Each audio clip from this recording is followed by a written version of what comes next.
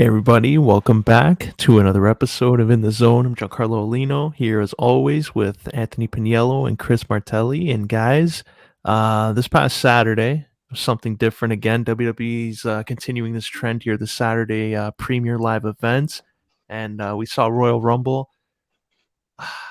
Kind of a disappointing ending, I guess I'll say, with the men's match. A lot of hype was in that.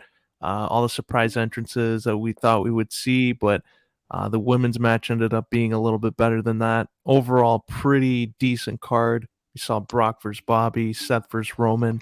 I'll start off with you, Chris. What did you think of Royal Rumble as a whole this Saturday? I thought it had its moments. I liked Roman versus Seth a lot. I thought that, I guess we'll get a little more into it afterwards. I don't know, but I thought that, the whole ending between that was kind of like a payback for when Seth did it all those years ago. Kind of goes back full circle.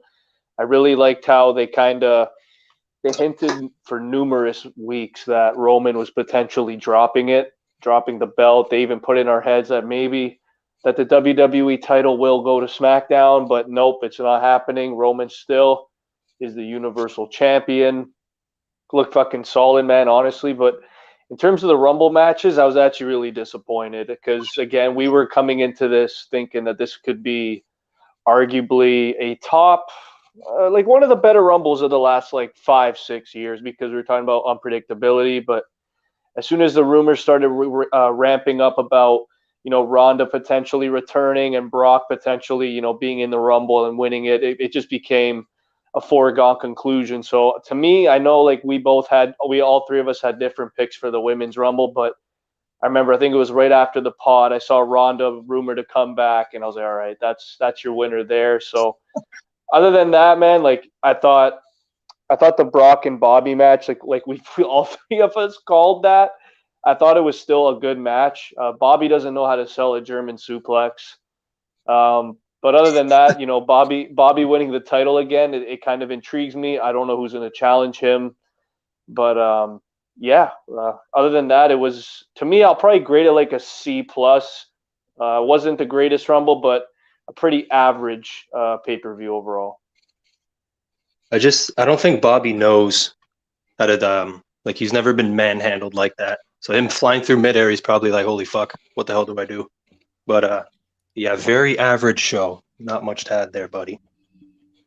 Yeah, love that starting off there. They had the nice little surprise, Seth Rollins, how the mind games. He comes out with the Shield music, old Shield attire, goes through the crowd, flips over the barricade, and throughout the whole match, just in Roman's head.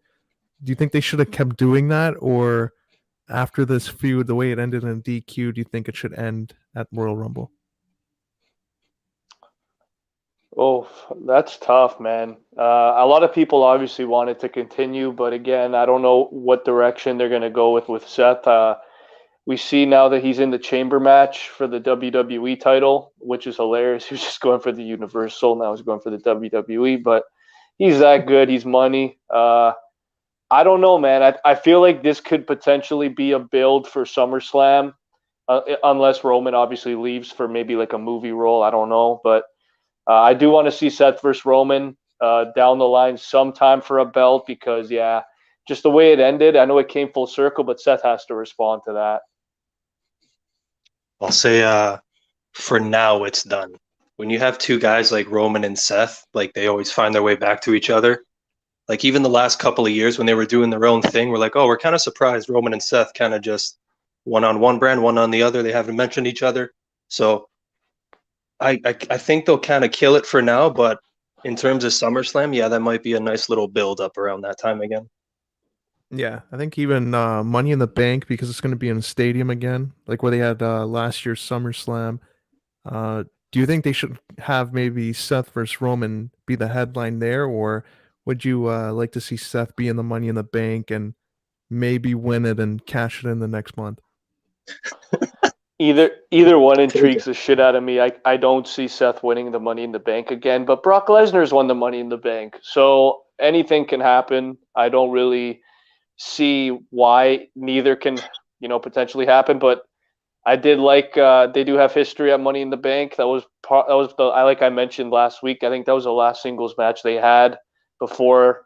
Shit. I mean, for like a main title, that is. I mean, I remember. Do you remember when it was a triple threat? It was Ambrose, Rollins, and Reigns at what was that, Battleground, and just so underwhelming. That was one of the only times they did that. So, but nah, man, I think they should maybe hold that off for a top 4 pay-per-view. So maybe SummerSlam is the better option there. I was gonna say I feel like he's above the Money in the Bank, but like right as Chris, just as you started talking, I'm like, yeah, Brock won it. Fucking Randy won it years after. Cena won it years later. So I'm like, you know what? Seth with Money in the Bank would be hilarious, but I would like to see a one-on-one match. I want to see him close a show, preferably SummerSlam. But yeah, Money in the Bank, they obviously have tons of history in terms of that pay-per-view. So yeah, as long as they pick it up again, fuck. I will say too, like the last time that I remember Seth being as big as he could potentially be come this SummerSlam was when he beat Brock. And that was, dude, like time's flying. That was already like 2.5 years ago. So Seth hasn't had his moment for a while. So I think he kind of has to have it. I know Roman's run has been just incredible. I don't know when they're going to plan on having him drop the title, but I think if there is one guy that can potentially beat Roman and it's acceptable to end the reign, I think it is Seth Rollins. Yeah, would you be happy if his reign ends up going past WrestleMania? And I know the him versus The Rock is a big rumor. Like, do you want that for the title that long, or should he just drop the title and just make it a non-title main event? Take it. For Roman to hold it past Mania? Yeah, into next year, so it would add Oh on my god. close to 1,000-day reign. I'm down for him to hold it past this Mania, and because he's doing probably the best fucking work of his career. And it also helps that he's not pulling a Bork from 2017, showing up every 4 months. So he's actually there putting in the work, but maybe not that long. But because he has it and he's doing amazing, I don't mind the title on him. So yeah, a little while for Roman. Yeah, I'll say 700 days, maybe maybe just cracking 800. I think is the like should be the most for him. I know like 500 days is long, so the fact that we're potentially thinking about like 800 to 1,000-day reign, that's just a big. I don't want to say problem, but that's a huge risk because we all know that the fan base. I remember when CM Punk even had the belt for a while, there were a couple fans that were not too happy about it. They wanted to see a new title change a couple times, and it never came. So, I mean, it could happen. I never say never. But like you mentioned, Roman Reigns. This is not Brock Lesnar's reign. He's there almost every week. He's just, oh man, like the stories that he keeps on creating. It's fresh. It's different. I love this run, man. Even if he goes to 800 days, like to me, it's not a problem. But like I said to you guys, I'm going to predict it's probably, if it's not WrestleMania to Brock, which anything's possible at this point. He's freaking coming out every week, Brock. But like, yeah, I think Seth at SummerSlam would be the second best bet if it's not Brock and Mania. Yeah, and speaking of Brock, he's been full-time, which is weird. Like, since last August, he's been on programming every week almost, and every pay-per-view almost. So he did double duty at the Rumble. Wrestled against Bobby Lashley, goes in the Rumble, but Paul Heyman, that little snake, ends up leaving with Roman. What were your thoughts when that all went down? Do you think it was too soon for them to do that, or would they have been better off holding it for Elimination Chamber? You know what? Paul is not a credible guy. So when that fucking happened, I just started dying of laughter. I could see him flip-flopping for the next few months, honestly. But inevitably, like I said last week, he will end with Brock Lesnar. Yeah, man, we called it. I wasn't surprised at all when I saw Roman come out. I'm like, all right, Heyman's either just going to stand there and not do anything, and he's going to be revealed to maybe have told Roman to come out, or he's just going to walk out with them, and he walked out with them. So it's pretty funny to see. We've seen it in the past with remember the Big Show when he beat Brock Lesnar all those years ago. I think it's freaking hilarious. Just when Roman Reigns came out and speared him, and you see the grin on his face, it was just so smug. It was freaking hilarious, and you never see Brock down like that. So even the commentating behind it, like when he was down flat with his eyes closed, and they're selling like the betrayal. They're like, "Oh, Heyman, you just made the biggest mistake of your life." So it's gonna be entertaining. It like we mentioned, man. They've been booking the shit, and they've been promoting this for months now. Everybody wants to see Brock versus Roman Reigns. I mean, whether we hate to admit it or not, like these two guys have been carrying it. I'm not surprised, man. And I think I don't know if he'll end with Brock Lesnar. I don't want to see Lesnar heel right now, but it's going to be interesting to see. Unless Roman really like maybe spears Heyman or something, I don't really see them breaking up anytime soon. Just picturing that. Because now we go on to the Rumble match. Or actually, before we go to the Rumble matches, we'll just talk about that tag match real quick.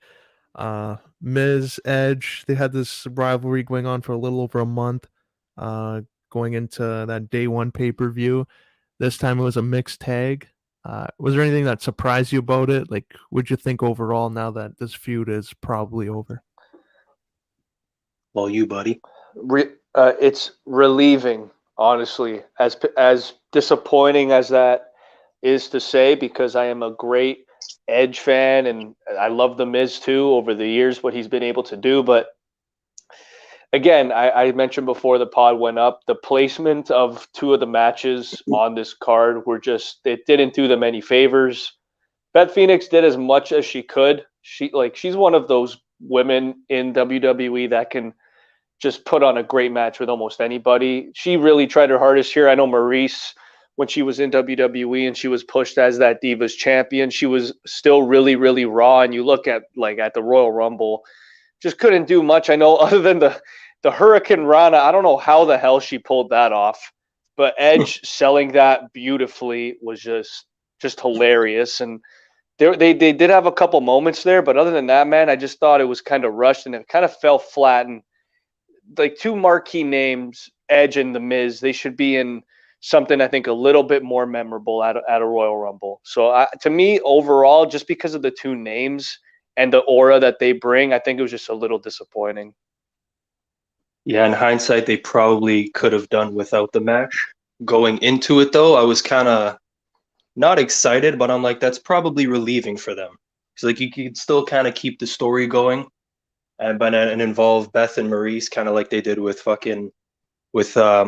Brie Bella and Brian a little before that. So, but yeah, it didn't live up, and the placement on the card was kind of iffy. So, yeah, boys. And now, Edge is probably going to be in another program whenever he comes back. He's on a different schedule, obviously, but The Miz, he was fighting with Dominic on Raw. It looks like maybe him and Ray could have a feud. Would you be open to that? Or they should. Do you think they should do something else with The Miz? Oh man, I like it regardless. Rey Mysterio is also a name. He's a guy, like I mentioned to you 2 weeks ago, Aulino, that they should go the Kurt Angle approach with him once his career winds down. Maybe have like a little.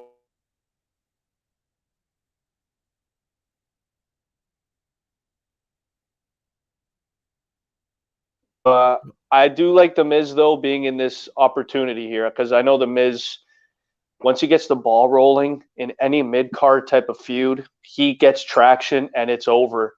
Then he all of a sudden becomes that main event guy again. I think if you put The Miz in a storyline that has the potential to have as much charisma and just character in this Mysterio family betrayal, I think this could be absolutely outstanding. Can you guys just picture for a second The Miz just getting in Dominic's head, just saying how Ray never cared about you, it's all about him.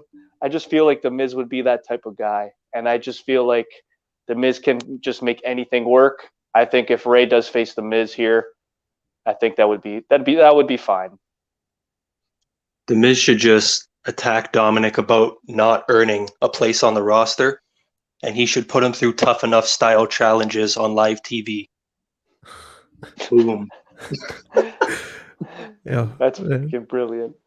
Chris, you mentioned that he gets in Dominic's head. I want to see him get in Ray's head and turn Ray heel, beats up Dominic. Just start saying to Ray, "Hey Ray, I haven't seen you wrestle in a while. Dominic's taking your spots, eh?" Using a frog splash, huh? That's not your move, is it? So Ray, I guess Dominic's the breadwinner, huh? And you're just the bitch. Oh, We're down. Oh, that would be great. but going on now here, we started off with the Women's Rumble. That was the first one to take place, their second match of the night, but they had a lot more, I guess, surprises, you can say, that they didn't announce, even though the whole match was filled with alums on their roster that they released either the last year, 2 years, or 10 years. But what'd you think of this one? Start off with Pagniello, and what'd you think of the outcome? Not surprised with the outcome, like we were kind of saying before, but yeah, they got to step up on the men's rumble. Some surprises. I like Melina coming in there. That was probably the one that threw me off. Ivory coming, but when Ivory's theme hit, the fucking Right to Censored theme, I almost shit my pants. That was so funny. Probably the funniest part of the night for me. But yeah, it was like watching the Divas division back in 2011. It was nice to see some faces and a little sloppy, but I think it was better than the men's rumble. So I like Shayna coming out at 30. I wish her and Ronda had a little bit of a moment. I don't think Vince really gives a fuck or anything like that. They knew what they were doing from the first place, but decent rumble. Absolutely. In terms of the entrances, this one put the men's to shame because the surprises in this were kind of out of nowhere. Because you always kind of figure Trish Stratus is going to be there, Lita, the big type of names, but some of the names that came out, like Kelly's another name. She came out at 4, and I just started laughing. I'm like, this girl looks like just the definition of a Barbie doll. And she's just coming out here, and she's shaking her ass, and she doesn't have an ass, and it's just freaking hilarious. And like you mentioned with Ivory, I was dying because like I'm watching it, and my dad's like in the same room, and he's like, "How old is that woman?" She's like old as shit. And when Rhea just threw her out, that was the funniest shit I've ever seen. But in terms of the names overall, like Mickey James, coming in with the TNA title, I thought that was absolute. With the Impact title was that was awesome. I never ever thought I would see that. I mean, the only disappointing thing for me in terms of the people coming back, Sarah Logan, I think should have had a little more love. It's kind of like they teased it with Liv Morgan there, and then she just got eliminated, and it was kind of underwhelming. But yeah, man, like you mentioned, I thought overall it was better than the men's. And to me, the surprise entrant that really, really surprised me and actually blew my mind was Aaliyah. How great she did in the Rumble. Yeah, like this one compared to the men's match that we'll talk about later, but like it seemed like every entrant kind of made sense. Like they were furthering some storyline to it. Like when Mickey came out, it's because just going into the ring gets a pop. Actually booked like a champion, which didn't look like the case. Like not even 8 months ago when she was employed by the company. And then you had that one off there, Natalia Summer Rae, their feud. They go back to that, but I don't know what they were thinking of in the other match, but I agree with you. I think this one actually did put the other one to shame. The surprises made sense. Ronda coming back was probably the safest match possible. She just had to stay in the corner and throw punches. So this is the safest return you can make, and I think they made the right call there. But going on to the men's rumble, started off AJ Shinsuke, Pat McAfee going crazy on commentary. This looked like it was going to be a good one. Those two would probably be in for the most part of the match, but Shinsuke gets eliminated early, and I don't know what the hell they were thinking with the Rumble order, but Shane McMahon comes in as one of the surprises at the end. Love seeing him come back, but ends up being one of the final entrants, which was crazy. Booked so strong. So start off with you, Chris. What'd you think about this whole debacle of a match? The debacle was a debacle. It was a problem. I thought from the jump it was just.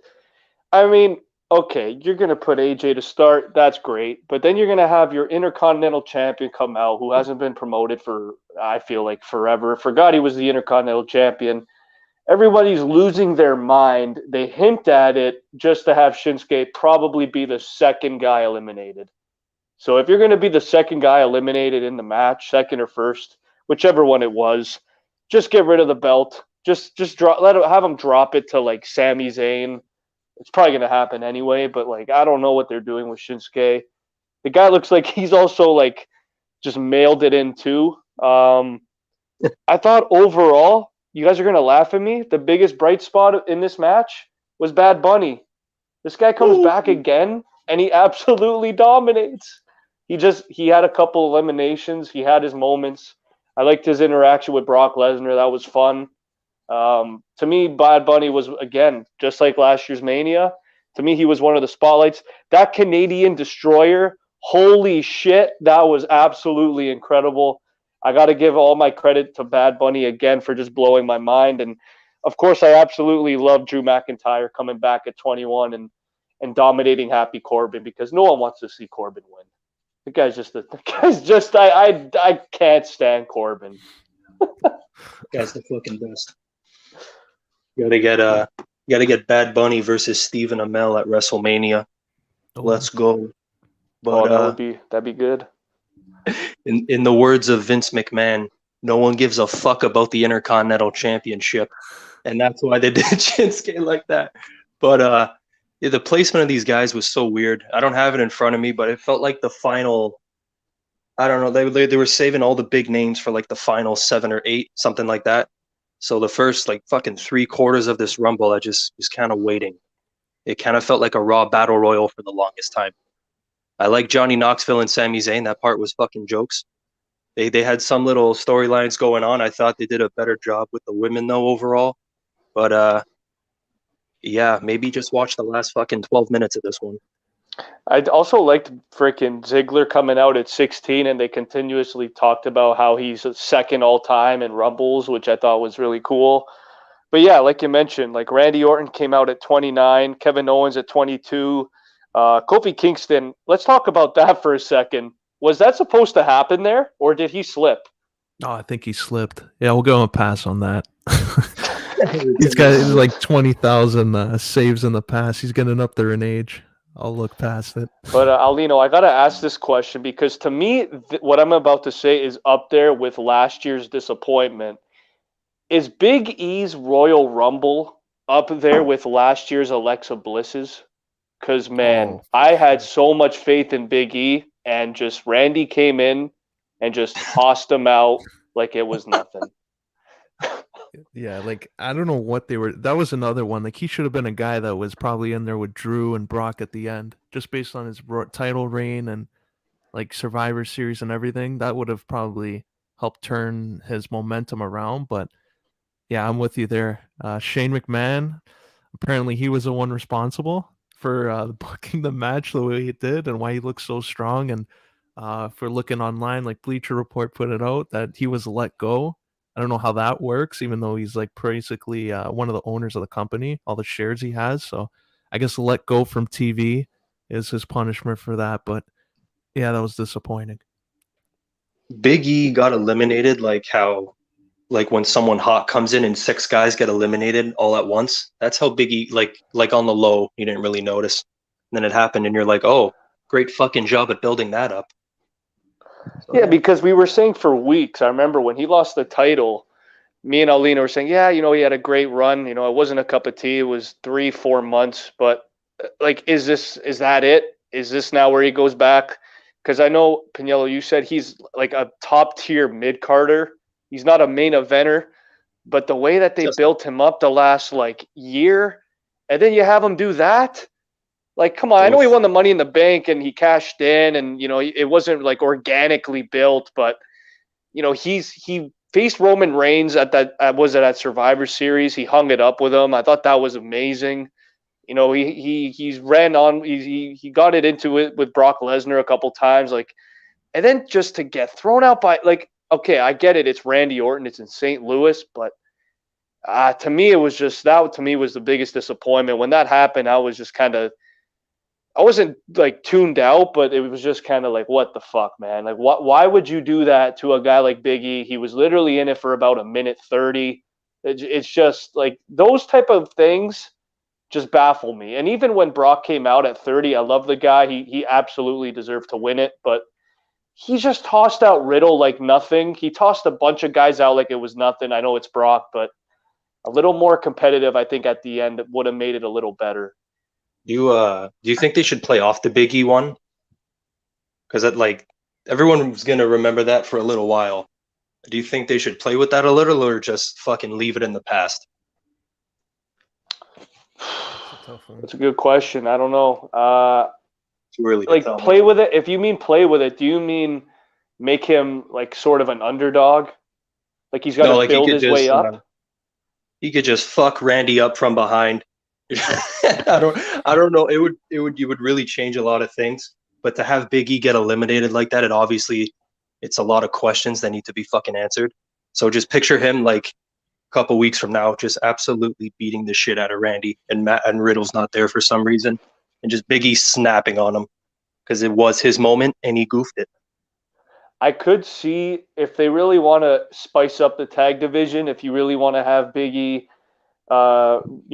just take out that animosity on Randy, you can maybe have the New Day turn heel, like slowly again. I think that would be interesting, but I think like if you do that, Pagniello, you have to do that, I think, for a WrestleMania program, because Big E versus Randy Orton, especially the year like we mentioned with Randy, just the consistency, like that would be pretty good. I think that would sell some seats for a WrestleMania. So that, I know, like you think firsthand, Big E versus Randy Orton, that doesn't sound like the most profitable match, but I think that can do the job at a WrestleMania. Yeah, Big E. I think he's on SmackDown, which is weird. Like they just basically traded him to SmackDown for future considerations. It seems like they announced that he's officially part of the brand, and there was no. When was this? I think it was last week. They just said, "Oh, now he's officially on the blue brand." But like you would think, the former champion of Raw would have a more of a bigger deal type of trade for SmackDown. So like I don't know what Raw would get back. Like maybe it was their way of just giving Seth and Big E on SmackDown, and then Seth goes back to Raw. But I think this thing is with Big E's all weird now. Do you think they're just kind of, they don't trust him as a main event guy? They don't trust anyone unless your name's Roman Reigns or Brock Lesnar. Let's be real. True shit. Everyone will have their moments here and there. Like I feel like everyone's a transitional champion, as great as everyone is. But at the end of the day, it's like, okay, so how is this guy going to lose it so Roman can go here? You know what I mean? Yeah, that's true. Damn. And you think the ending was a little underwhelming with Drew and Brock, considering like the last Rumble they had with fans, it was a big moment in it. Drew eliminating Brock, WrestleMania with no one there in the Performance Center, and now first time they're in the ring, and kind of ended in like less than 2 minutes. Should that have been like a 5 to 10 minute one back and forth with those two? Yeah, they should have done what Chris Jericho and Sheamus did in 2012. They should have went for like 7-8 minutes straight, but they didn't. And yeah, I think that's exactly how it should have went, because Drew McIntyre now is just, he's like a tier under Brock Lesnar right now. We didn't even expect him, right? So last week we're like, oh, he's close, but we don't expect Drew to come out. And then he came out. And then, yeah, that was a moment right there. Like, you got to have little moments within the Rumble, and they goofed on fucking so many of them. To have Brock and Drew in the same Rumble match again and not capitalize on that, like, that's another head scratcher. Yeah, that like, especially at the end too. Like, there's just the way that Drew's been built up the last 2 years. Is it already, maybe even more than that? When he came back 2018, 2017, like he's been almost perfectly booked. So I mean, Drew's already been doing it. He's already been at the top of his game for 3 years now. So yeah, them goofing the ending to me was probably the biggest disappointment for sure. Oh yeah, and he was also with Braun Strowman, Shane McMahon's bodyguard. It was Strowman, Drew McIntyre, and Baron Corbin. What a Just stable that picture. was. Was I that just the picture Hounds of Shane War? on. Holy shit! The The Dogs of dogs of War? Oh man. That's funny.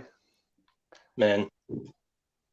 But then the next night, which was another one that was weird, Brock Lesnar looks like just showed up. He went to bed in full gear, woke up in his gear, went to the arena in his gear, and demanded to be put in the Elimination Chamber match, and he got his wish. He said he's gonna challenge Roman for one title at WrestleMania, and he wants to get a rematch in there at the Elimination Chamber. And this one now they have the time posted. Last night or on Monday they didn't say what time this event was going to be. So Saturday at 12 in the afternoon is when it's going to start on February 19th. Oh, We I got love Riddle, that. Seth, Brock, Bobby, AJ, and Austin Theory, who I guess was a fill-in for Shane McMahon. What do you think of this match? Kick it, buddy. That's a good looking fucking match right there. I mean, I expect Brock to come in last and absolutely fucking wreck everyone, but yeah. And you know what? I'm not even writing that off yet, man. I still feel like Theory can be replaced. I know all the news is coming out with Shane. I'm not writing it off. It's gonna be fucking Edge and Kofi Kingston style.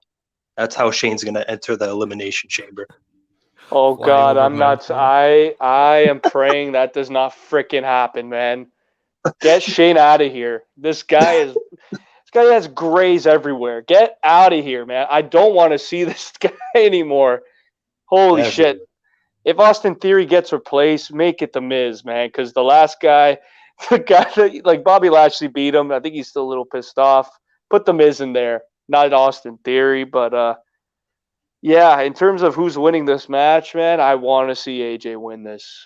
I just AJ or Seth, because like Aulino, you put it in my head, you teased it. Now I got to see it. I'm gonna say AJ Styles wins this one in just a very, very shocking thriller. I think at the end, I think AJ's gonna do something here that we don't expect. And you know what, man? You say Lesnar last. I say he opens. I say Oh, Lesnar. Oh I man. say I say Lesnar opens the Rumble, and I say he opens it with Seth Rollins. I like it. That's different. I'll say Seth and AJ open. Those fucking Iron Men. Oh my God, that would be great. Yeah, if Brock opens, I think it's going to be with Riddle, and I think that's Riddle getting thrown through all four pods. And then, because there's some history apparently with those two, Riddle tagging him on Twitter constantly pissed him off, but they're working together now, so I guess they're past it. But I don't know, would Bobby, if he loses a title, it would be less than a month of a reign again. So Lesnar would have had it for 25 days, and Lashley would have had it for, let's say, 20. Do you think it would make the title, I guess, less relevant going into WrestleMania?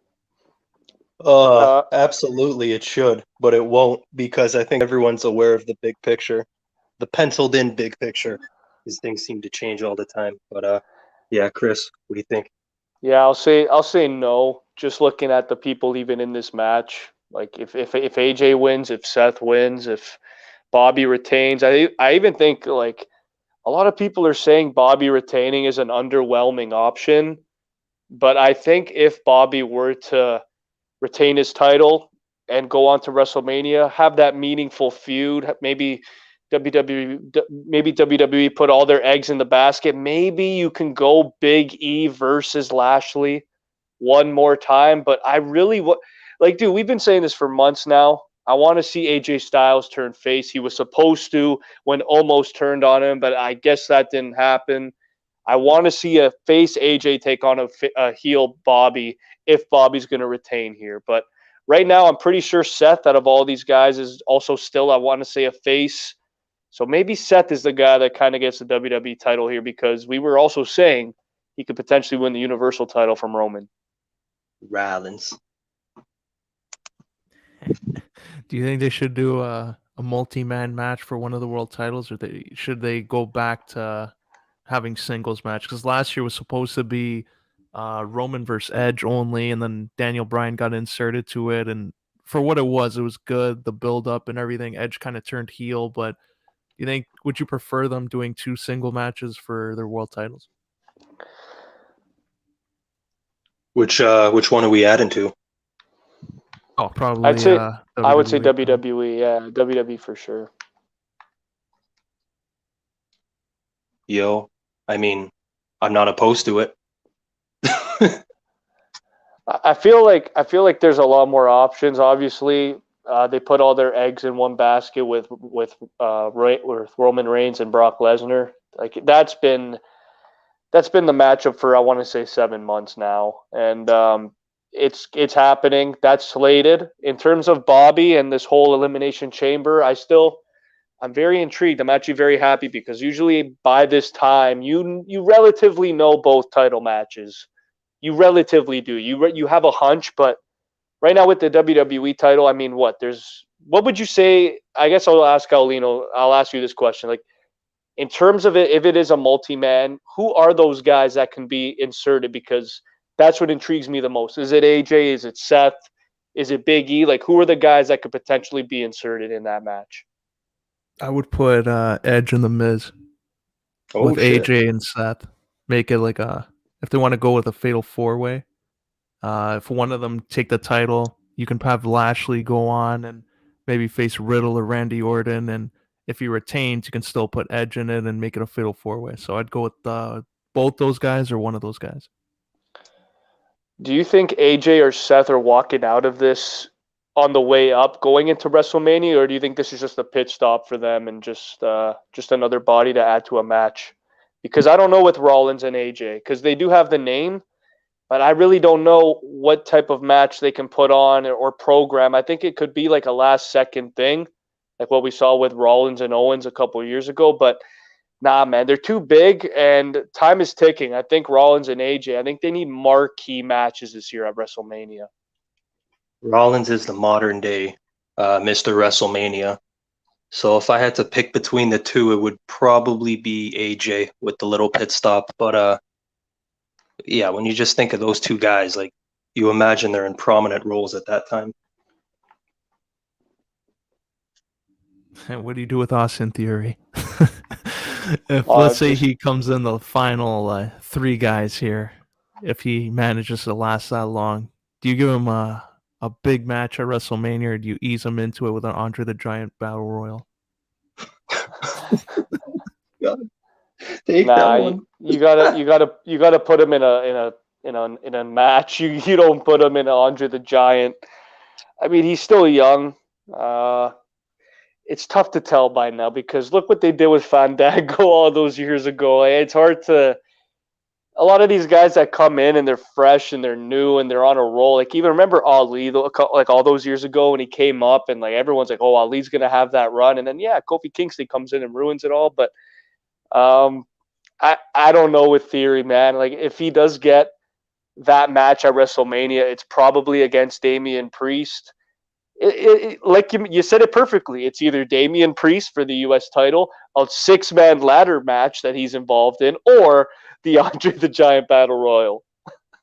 They need to take out that fucking Battle Royal, man. I don't know about you guys, but I hate it. All the leftovers, fuck it. You're all in one match. Get on the card. It's WrestleMania. Why don't you try earning your goddamn spot? So, hypothetically, if he's in that fucking Battle Royal, he better be the highlight of it, with his fucking taking selfies with everyone after he eliminates them and then jumps back in the ring. Yeah, that Here's another one I'm gonna throw by here. Vince McMahon and Austin Theory have been involved backstage and all those little segments. Imagine Vince McMahon helps him win the title. He's got his new Austin. He's gonna hold the title to close the show. Aulino, you gotta get hired, man, by WWE. That was crazy. I didn't even think of that. The new Austin. I could see him yelling that to close a Raw. And the new WWE champion, the new Austin Theory. I could see Vince putting him with like a pretty sweet manager, though. I don't know, because he is Vince's boy, so maybe he's got long-term plans for him. So I wouldn't count out an IC or US title reign down the line. depending on what brand he's on. He's either going to turn out to be a Roman Reigns or he's going to be just another Mark Jindrak. The second you saw him, you're like, yeah, young Randy Orton, 19-time world champion coming up. Let's go. Oh yeah, dude, he has all the characteristics. He's going to be great. I'm not worried. Yeah, like another match here in this that could be coming up, like with Riddle. Like I don't know if they're gonna split him and Randy up and they'll use a chamber, but I think Riddle and being in this and not Orton is kind of like telling us something. Like I don't know, maybe Orton's like injured or they're just using this, but you think it's surprising that Riddle's in this match instead of Orton? Absolutely. I when I saw this, I was stunned, honestly, because like we mentioned, since 2020, since this whole pandemic started, out of all the guys that I thought would take a back seat and kind of relax, Randy Orton has taken it the other way. This guy became extra motivated. He was in that feud with Edge. That was absolutely incredible. Turned the clocks back. Feuds with The Fiend. That was fun. And then the stuff with Riddle, just absolutely outstanding. I think if anybody should be replacing anybody here, it might be Randy Orton, maybe RKOing Austin Theory, and maybe how about Randy Orton gets inserted in this one instead of a guy like Shane McMahon, because to me now that makes a lot of sense. Can you just imagine Randy just coming in maybe on Raw, just RKOing Austin Theory, maybe punting him, maybe, I don't know, just beating the shit out of him, going up to Vince saying, hey, I've always been your guy. Put me in that match. My tag team partner's in there. And then, bam, you have a storyline moving forward. So I'm going to ask you guys this question. When the hell does Randy Orton get inserted into this match? Because, damn, I think it's too good to be true. I think it has to happen. Oh, man. Night of. Still saying that Shane in there, so I'm going to say he's not inserted in it. Oh, man.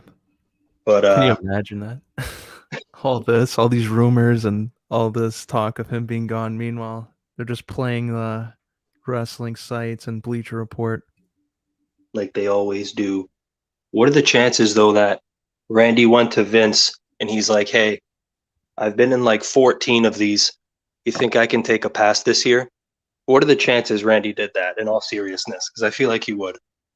Yeah, maybe. I feel like that's very logical. Yeah, he's been in a lot of them. Like, listen, I'll find my way to Mania. I'm not worried. Don't put me in this fucking match, please. Oh man, probably never know. But yeah, they're making money. They already had a stadium show, like not even a week ago. They got a stadium show planned 2 weeks later. Man, they're pulling in bank. And then they have WrestleMania 2, 100,000 seat arena. For both nights, I'll probably have like at least 160,000 seats sold. So business looks like it's booming. Good for him. But speaking of stuff that's booming, the NHL All Star game and weekend isn't booming. We got news here that Ovi's going to be out of it. Chris, I'll start with you. What do you think the NHL can do now that Alex Ovechkin's not part of the weekend? Oh man, that's a big blow. I think the perfect replacement, and I know it's not going to happen, but they've been connected since the jump. I got to go with Sidney Crosby if they really want to lessen the blow here with Ovi not going. I think maybe just quietly say, well, you know who else is good? You know who else has been great for 15, 16 years? Sidney Crosby. Everybody loves him. Everybody knows him. Why doesn't he go in? I mean, relatively, first thing you think of when you think of All-Star, you think of Ovi and Crosby. I think Sidney Crosby should go this year. He's got 40 points in 34 games. He's just looking rejuvenated, coming off of that surgery in the offseason. He also battled COVID. So, I mean, Crosby's had his fair share of hurdles, and he just continues to just strive, him and Letang specifically. I think Crosby should be the replacement if the NHL was smart enough, but I doubt it. How many has Crosby gone to? I want to say like 3.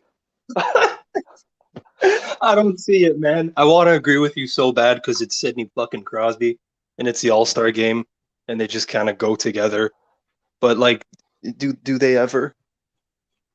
I don't know, man. I want to see it so bad because I don't know how many you'll probably make it every year till he retires. But who else is I don't know if you guys have it. Who else is snubbed here?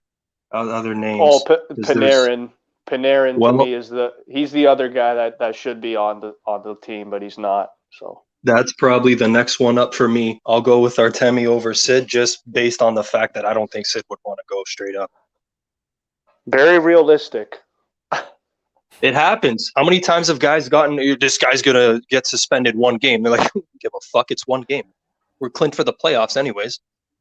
Yeah, that is true. But I just feel like, I don't know. I feel like over the years, maybe Crosby only did that to avoid injury and he knew he was maybe in his prime. I don't know. I mean, obviously, he's always voiced that if he wants to take some time off, he obviously will. But I feel like this is the year where like they need to kind of promote it a little more. We've been talking about this for years now, how the All-Star game has kind of been lacking that substance and it's the marquee names. Like we talked about it a couple of years ago when guys like Ovi and Crosby would openly voice like I don't want to go, I'm not going to it.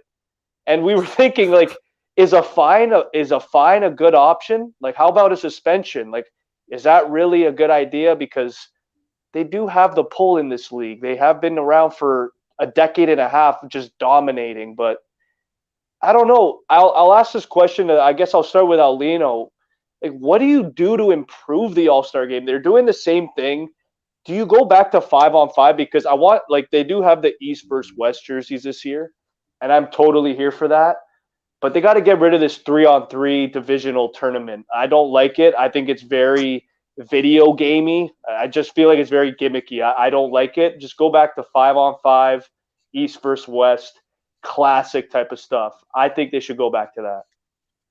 Yeah, I think they just did it to experiment with something, but it kind of takes away, like, you're trying to sell your league, and if they see it's 3-on-3, someone who doesn't really watch the NHL, they're going to think all the games are like that. Then when they tune in, they'll see what's this 5-on-5 nonsense. So I don't know. I think they should do East versus West, and for something for Saturday, I'd get rid of like most of the skills contests. Do an alumni game, so you have like a Gretzky, a Lemieux, Yager, Lindros. Get those guys all in and celebrate all the past greats, and you can sell in. Like that would be the thing on Saturday that everyone will look forward to, and then the Sunday you have all the legends there watching this league, this generation's talent. So if there's one thing I would change to maybe get some more excitement, would be adding a legends game on the Saturday. You know what? For me, the one thing I would change is not every team needs a representative. Because like when I think of, man, it just busts my balls. You think of the All-Star game, it's the best of the best. Nick Suzuki on a fucking 8-win team this year is not the best of the best. Lucas Raymond's having a year, but there's probably 10 other fucking guys I could pick off the snubbed list. Like Darlene and Shabbat are here, good young players, but like, fuck, really? Come on. Yeah, I was going to say that was the biggest, I think, blunder this year is you're looking at a lot of the guys, and don't get me wrong, I'm not discrediting any of them. Suzuki might be a future captain in this league, but as of right now, he is not an all-star caliber player. Clayton Keller has bounced back tremendously. Pagniello, you know how much I've griped about him the last couple of years, but he's still not an all-star. I don't think anybody on Arizona really is. And that's the thing. A lot of teams do not have all-star players. Darlene, he could be an all-star in a couple of years, but not happy. Like even guys like I got to bring it up. I know you guys are gonna laugh, but Joe Pavelski, he's in the All-Star game. He's 37 years old. He's turning back the clock. But guys like Jason Robertson, Rupe Hintz, they're carrying Joe Pavelski, and they're not getting the love. A lot of people are getting discredited. Nazem Kadri and Roman Josi are replacements. To me, that's baffling. Like that's Nazem Kadri. Arguably, I know this is going to sound hilarious, guys. He's a top 10 player this year, no doubt. Been absolutely incredible. Roman Josi has been a top 3 defenseman, I think. I don't know if that's correct. I mean, there's Makar, Hedman, and Fox, but Josi's right there. He's in the mix. So, like, yeah, I agree with both of your points. I'll start with Aulino. I know because Pagniello, you talked about it. Like teams like Philadelphia, teams like Montreal, teams like Arizona. Where is the limit with teams that are contending that have these superstars? What's the max you think for per team for this All Star game? Because we know that it deserves the best of the best. Like Tampa Bay has arguably 5 All Stars. Do you have all 5 of those go? Is there a limit set? What do you think if it's not every team? I would say maybe 3. Like 3 of the best on best, because it is best of the best, and like I think 5 would be too much. I think that's when you go in the pecking order of the team, which guy's actually the best on the team, and I would say 3. But yeah, I'm with Pagniello. I think when you have a team that has 8 wins, have an all-star on it in the all-star game, I think it kind of devalues it. Like, this isn't a participation award. Like, if you're going to be an all-star, that's something that you market yourself around, and it helps the league to show that this is actually one of the best in the league. So yeah, Suzuki can obviously become that, but on an 8-win team, I think that should take you out of the running there. And another thing too that upset me in our division specifically was guys like William Nylander, who have just been on a tear, having a career year. His shots per game are up tremendously. You could tell he's a lot more confident. But, dude, you said Lucas Raymond made it. I don't even think it was him. I think it was Tyler Bertuzzi, and he's 4th on the team in scoring. It's not even Dylan Larkin. So, like, shit like that, when I see that, it just bothers me. And even, I love Bergeron. Why the hell is he on the All-Star game and on the All-Star team and not Marchand? That just baffles me too. Like, there's just so many wrongdoings in terms of the roster this year that I think Bettman has to look at it next year and say, okay, we gotta change guidelines. We gotta do something different. But how about in terms of the actual game in itself? Do you think like the 3-on-3, because we know that it's getting more and more skilled every year, the league. Like, do you keep the 3-on-3 just based off of the player showing their skill, or would you rather just have it as a hard fought, best of the best 5-on-5? Because I know a lot of guys that want to do both sides. It's definitely hard to read, but what do you guys think on that? I feel like as long as it's semi-competitive, you won't get much of an argument. Like, I'm down for 3-on-3 if they want to switch it up like every other year. That's cool. But like the main thing for the All-Star game is fucking you can noticeably tell when guys aren't trying. So for me, when I see guys put an effort in, I'm like, okay, I could sit here for 5 hours and watch this, because there's like fucking when they do the 3-on-3, it's like 3 rounds. And then there's like 20 minutes in between. You gotta wait, and oh my god. So, but to your last question though, when you mentioned Tampa Bay, if you have like fucking Vasilevsky, Hedman, Stamkos, Kucherov, and Point all having those type of years, I'd fucking throw all of them in the All-Star game, honestly. It would really depend on the year. Yeah, and in terms of like, this is going to bring up another point that I actually wanted to bring up not too long ago in regards to basketball, was the All-Star game last year when Kobe Bryant passed away, and you know they did the tribute, or not last year, sorry, 2 years ago. That All-Star game, man, that was probably the best All-Star game I've ever witnessed. Do you think the NHL players have to look at that fourth quarter and say, holy shit, like this is the best of the best going full tilt? Like, what do you think that motivated them at all? Or do you think that's more of the league holding them back? Because if I'm a guy like a Connor McDavid or an Alex Ovechkin, who's, you know, at the tail end of, I mean, I don't know if Ovi's at the tail end, he's like 5th in scoring, but he's 36, 37 years old. Do you think those type of guys want to go into an All-Star game if they're selected and face guys like McDavid, Eichel, like all these guys full tilt? Because if I'm a Joe Pavelski and I'm selected in the All-Star game, I would love to go full tilt and see what everyone can do at their elite level. And like, do you think that ever comes across like the NHL players' minds, or do you think it's more of the ho-hum star level type of foolery? Because I don't really know anymore with the All-Star game in the NHL. It's really disappointing, but I don't know anymore. Yeah. Take it, buddy. Yeah, like I guess just the like add on there, like what you mentioned there about the NBA, like maybe another thing they can do is have every period be like a series. So if you win the first period, that's one score.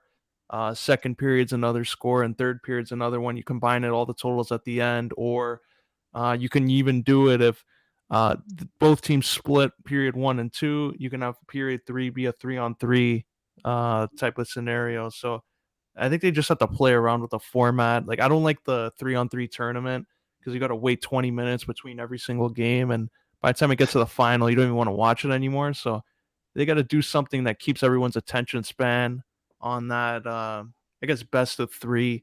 Have a concert in between, like when Snoop Dogg came in and just had cussing every 2 seconds, and looked like Gary Bettman was a little pissed off. But if they can do that, find something in between, I think it will be popular again.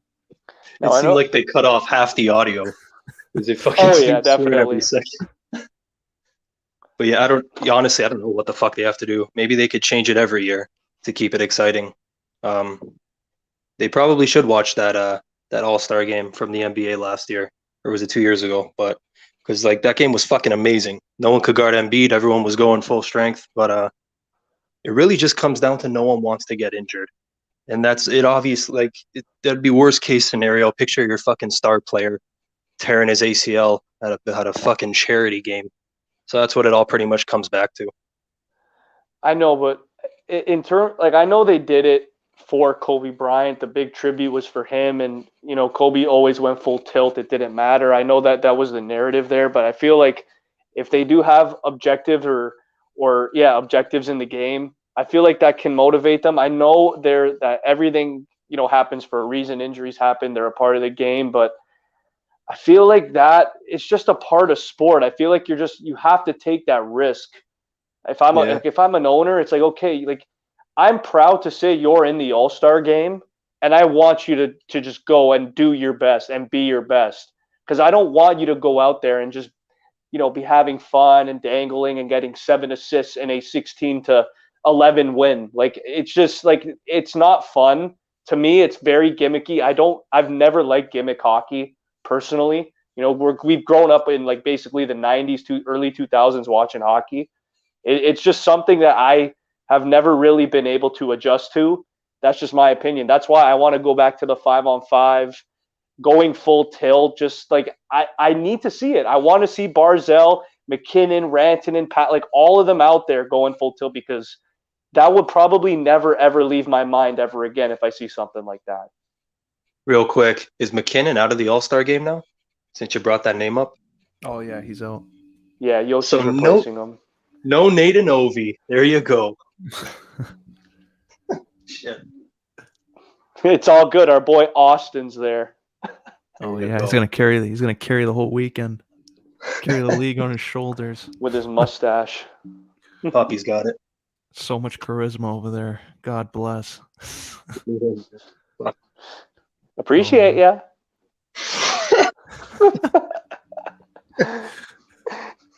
Oh man. Well, I guess we'll end on this note. Going into the All-Star weekend, who do you think will be the player of the gimmick weekend, player of the game in that All-Star East versus West 3-on-3? I'm gonna go with Nazem Kadri. It's extremely biased. I'm gonna go with the red hot Russian there, Kirill Kaprizov. Think he's gonna show out his skills. I have him in fantasy. He's been an absolute problem. So I'll say Kaprizov. He's just a menace in open ice. I'm gonna say Austin Matthews. They're in Las Vegas. He's gonna show out over there in that game. Oh yeah. The town when it's all over. So I'll go Austin Matthews. I love Those are all good picks. Well, this was fun. Episode 164. Anything else you guys want to add there before we close this out? Go Leafs, go. I was just going to say that. Go Leafs, go. Absolutely killing the Devils the last 2 games. Was a combined score like 14 or 13 to... It was like 13-4 or 13-2. Something. Oh, that's an all-star score we're going to see. Yeah, the Leafs. Mitch Marner's finally scoring every game, looking like Ovi. What's going on? It's because he's a good pro. Bunch of good players. His family. He gave out that list of the top 5 worst players, and look at him now. Great player. Boy, Mitchie. Well, Mhm. that's all for this week. Hope you enjoyed it. And we'll see you next week. We'll talk about this amazing All-Star weekend. Thanks a lot.